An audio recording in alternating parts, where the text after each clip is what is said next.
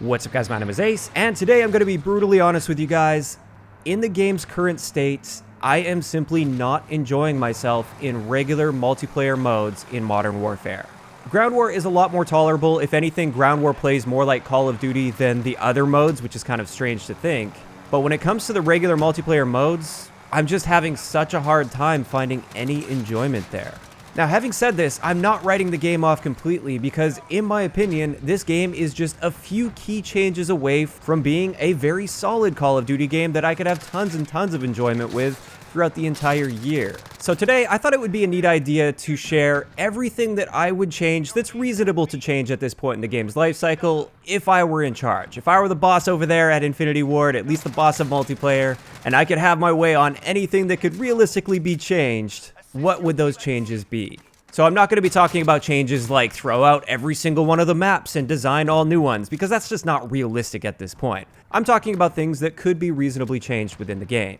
Now, obviously, this is going to be a very opinionated video, so if you disagree with any of these points that I mentioned in the video, that's totally fine. Just let me know exactly why you disagree in those comments down below.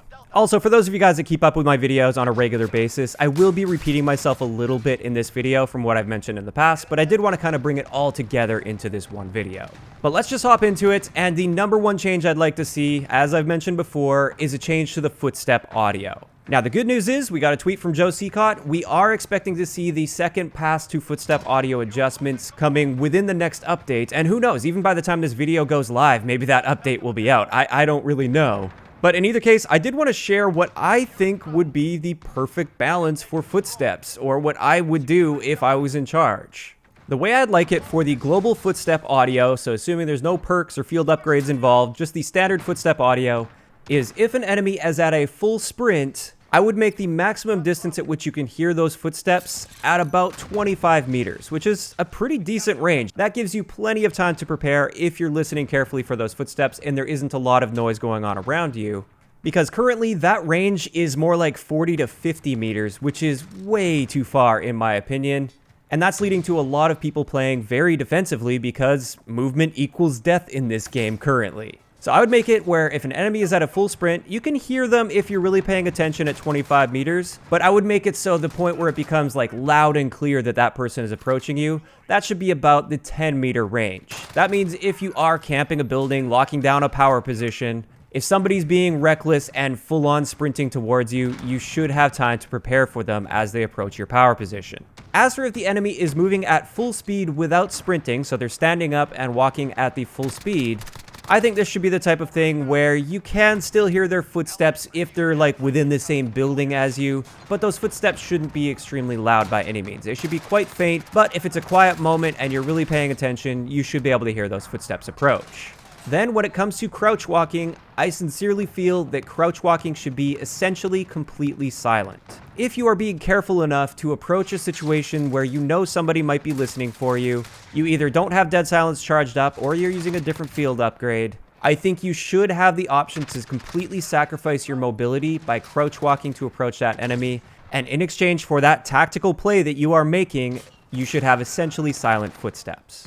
Now, on top of these global changes to footsteps, I would also make another key change, and that is make dead silence a perk rather than a field upgrade. Now, I've seen a lot of people say, well, if you make dead silence a perk, then it'll be overpowered, and it'll be a crutch perk, and nobody will use anything else.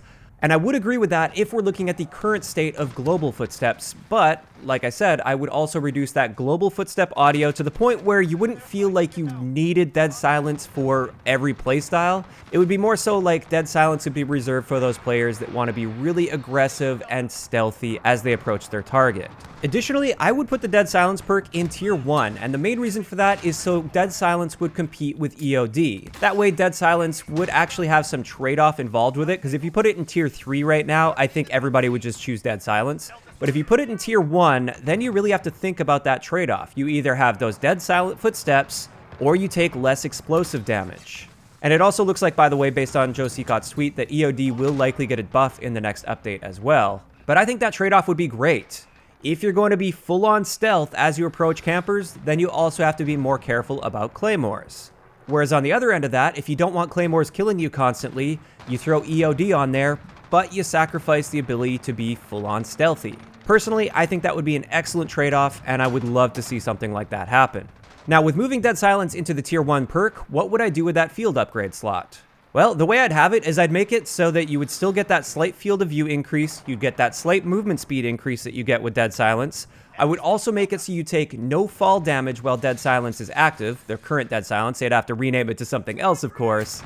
And perhaps I'd even give a slight boost to sprint out and aim down sight times while that's active. So this field upgrade would then be that rushing sort of field upgrade, where you can feel like a super soldier for that brief amount of time that it's active, still have it where if you're continuing the chain kills together, it continues to reset the timer on it. I think that would be so much fun. I would really enjoy having something like that. So when it comes to that whole issue of footsteps and Dead Silence and how that would all interact and how I would shuffle things around, that's pretty much it. But now I want to move on to weapon balance. And I gotta say, it's still very early on in the game's life cycle. I don't want to see any massive weapon balancing changes at this point. I think things still need to settle a bit. But we've also seen a lot of settling already happen, and this is with two guns in particular, the 725 shotgun and the M4A1. So let's start it off with the 725 shotgun. In its current state, its one-shot kill range is simply way too long and way too consistent. Now, since this is a double-barrel over-under shotgun, I wouldn't want to nerf it too heavily. I still think it should have the best one-shot kill range in the shotgun category. However, in its current state, that one-shot kill range is too long and too consistent. So I would cut down on that by a noticeable amount, while still keeping that thing absolutely dominant if you're in a very close quarters situation. I think that's really all that shotgun needs to get it back where it should be without overdoing it and destroying the gun completely. As for the M4A1, just like with the 725, I don't want to see any significant changes to this gun. If you just nerf that thing to the ground, another gun will just take its place. I would say the Kilo or maybe the M13 would end up just taking its place. So instead of nerfing the M4 into the ground, I think just a couple very minor adjustments could bring that down to where it should be. Because as it is right now, the M4A1 is extremely versatile. It's pretty much the best gun in any situation. I feel more confident with an M4 in my hands at point blank range than I do with most SMGs. Then, when we're looking at 50 or 60 meters, I feel more comfortable with an M4 than I do with any of the marksman rifles or with a bunch of the LMGs, which are designed to excel in those ranges. So just a few options that I feel would be great for bringing the M4 down a little bit without destroying it would be increase the hipfire spread a little bit. This will make it a little bit less consistent in those really close range situations against SMGs. Next up, they could do a slight reduction to the headshot multiplier to make it so you have to hit 2 headshots mixed in with a body shot to get a 3-shot kill, rather than how it currently is where you only have to hit 1 headshot mixed in with 2 body shots to get that 3-shot kill. That would lead to fewer of those situations where you just get completely headshot melted by the M4. Additionally, for longer ranges, something they could do is simply add a little bit more idle sway or reduce the aiming stability. This wouldn't have a severe impact on the gun, it would just make it so that first shot accuracy isn't quite as good with the M4. And honestly, I think those 3 adjustments would be a good place to start. It wouldn't have a significant impact on the M4, it would still be a very, very solid and versatile gun. That would just make it a little bit less versatile, or a little bit less dominant, I should say. This brings us to the next thing, and this is something specific to the Ground War game mode. Something needs to be done about the tanks. Now, I'm not one of those people that's saying that tanks should just be completely eliminated from the game, although perhaps it would play a lot better if that were the case. But I think a fair adjustment to the tanks would be, first off, at any given time, each team can only have 1 tank and 1 APC active on the map. Additionally, if your tank is destroyed, there should be a 1 to 2 minute cooldown before the next tank will spawn. I think this would encourage people to actually go out and try and destroy tanks a lot more often. As it is right now, I don't even really bother destroying tanks most of the time because I know the next one's just going to be spawning in right away, and they'll be right back in the fight in no time, so it seems like my efforts are just gone to waste if I do that. So I think those 2 adjustments would be a great place to start when it comes to tanks. Another thing that's specific to Karst River Quarry, I think tanks should not be able to get up on the ridge. I know a lot of people agree with me on this. I think you should just put up barricades so that the tanks can't get up there, because a well-placed tank up there can be very hard to destroy because you can barely even see them, and they just have a pinpoint accurate cannon that can pick people off all match, and people are dropping nukes like crazy doing that, which is another thing. Tanks should absolutely not be able to drop a nuke, which they said they fixed that in the last patch, but they absolutely didn't. So yeah, those would be the adjustments I'd make. I do feel the tanks have a place in Ground War, they just need to be toned back pretty significantly from their current state. This brings us to the next thing, which is quite controversial, and I don't have proof of it, but currently I do feel that the skill-based matchmaking in this game is just way too strict at the moment. Now, like I said, I don't have any scientific study to prove that this exists. I know there's going to be the people saying that, but I can't help but strongly feel that the skill-based matchmaking in this game is more strict than we perhaps have ever seen in Call of Duty. Now, my evidence for this at this point is purely anecdotal. I do plan on doing a little bit of testing surrounding this to see if there are any clear trends. But the first piece of anecdotal evidence that I have for this is when I play with friends that are right around the average range, like a little bit better than average or a little bit below average. They're well within the range of what you would call an average Call of Duty player.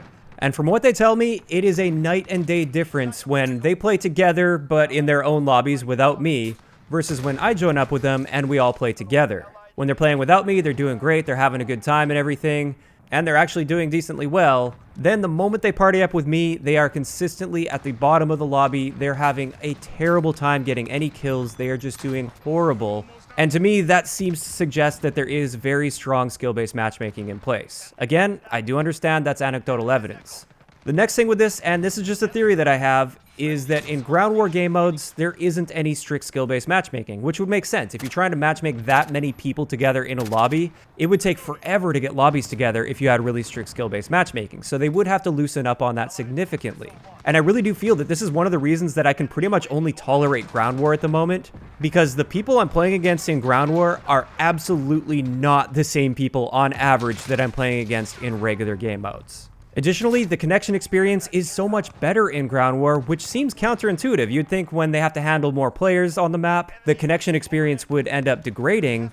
But no, I actually feel like I've got a much better ping to the average player in a Ground War lobby compared to in the regular 6v6 or 10v10 modes, where in those modes, I'm consistently just dying in what feels like a couple frames, when I know that the guns can't actually kill that fast. The final thing I wanted to point out when it comes to skill-based matchmaking here is I've seen a lot of gameplays and clips posted by people that have roughly average stats. They're not amazing players by any means, but they're also not terrible. They are right around average. When I see those gameplays and those clips, it seems like they're playing a completely different game than what I'm playing. They're able to actually move around the map without getting instantly lasered by somebody holding an angle. Their enemies are consistently missing shots. They don't seem very aware. It seems like they're not using a headset.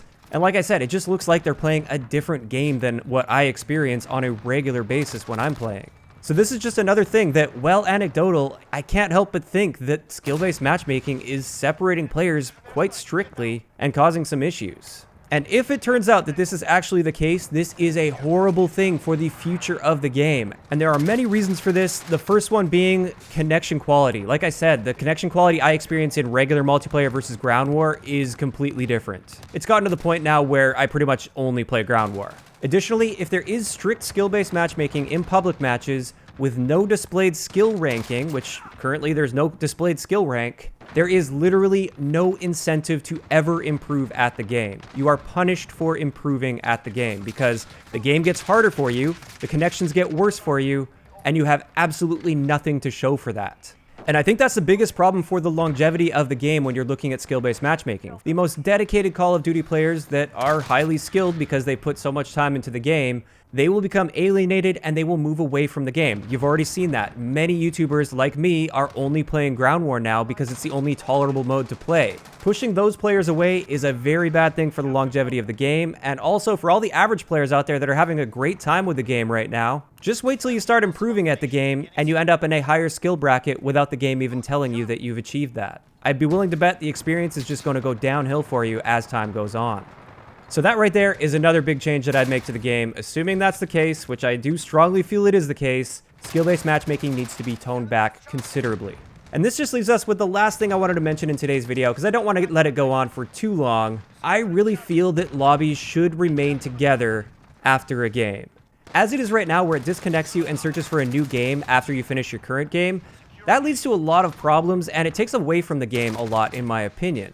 Now, the first reason this sucks is when you find that really good lobby where the connection's great, people are moving around, you're having a good time playing against those players. Too bad, you have no choice to stay in that lobby after that game is over, you're getting a new lobby. So that really sucks. There's been plenty of times where I've wanted to stick in the lobby. Same thing goes for that feeling of wanting a rematch against people in public matches. In every other Call of Duty game, you run into those situations where it's a super tight, close, competitive game, and maybe the other team just barely gets that win against you. You better bet the next game I'm sticking with that lobby and I'm going to do everything in my power to win in that rematch against those players. Once again, with the current system, that option is completely taken away from you. Additionally, when the lobbies don't stay together, this increases the odds of getting into games late on a consistent basis. In previous Call of Duty games, if you get into a game late, you just stick it out for the rest of the game, and then you stay in the lobby, and you're guaranteed a fresh match from there. In this game, that doesn't happen. I actually ran into a situation where I joined a game quite late, so I just finished out the rest of the game. Immediately after that game, it started searching for another game, and guess what? I got into another match really late. That's a really frustrating experience because then I just feel like I have no control over the outcome of the games that I'm getting into because I'm consistently getting into games late. On top of this, without keeping the lobbies together, we don't have an option to vote for maps or vote against maps.